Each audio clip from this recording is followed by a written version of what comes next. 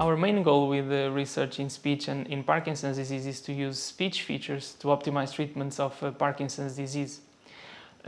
So briefly, we now have good symptomatic treatments for Parkinson's disease, and namely levodopa is one of the most powerful treatments for the disease and can control the symptoms through several years.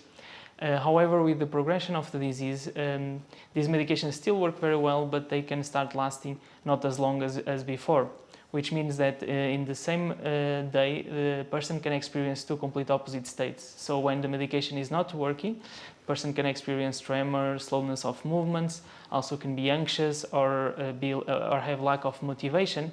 And then when the medication is working at its peak, the same person can experience excess of movements that we call the dyskinesias, can also have euphoric mood or hypomaniac behavior. And both extremes are very disabling for the person.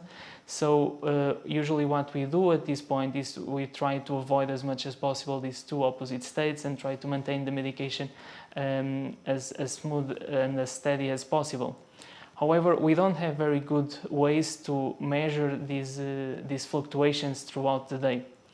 And the other problem is that when this starts to happen, usually is the time that persons can be candidates for advanced treatments of the disease. And one of the main treatments, and maybe one of the most used and more effective treatments, is deep brain stimulation surgery. That very briefly consists in introducing two electrodes in a very specific region of the brain that we know that improve the symptoms of the disease.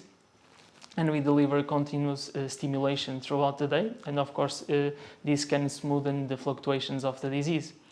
And so this is our main problem. So the first one is that using medications is highly dependent on how we titrate medications, and we don't have a good way to measure the fluctuations of the disease.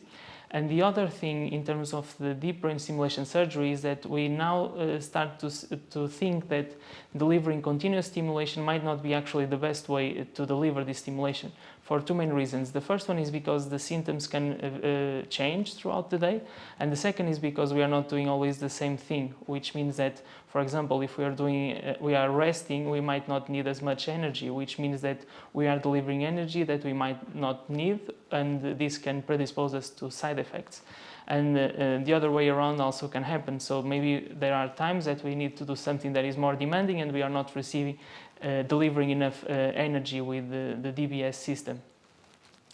And to be able to adjust in real time the DBS accordingly to the needs of the person, we would need a very good feedback signal, and that's how the speech came into this project. So because we believe that speech might be a very good biomarker, because first it's easy to extract and to use it, to collect.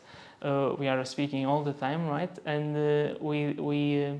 we know that speech can contain not only motor information but also emotional information. And this is very easy to understand because, for example, when we are speaking in the phone with someone that we know that whether she's sad or whether she's very happy, we can detect this. So there's emotional information in speech and also cognitive information. So our main goal is to use speech to track not only the motor fluctuations of disease but also the emotional and the cognitive fluctuations of the disease throughout the day, and eventually use it to optimize treatments of Parkinson's disease.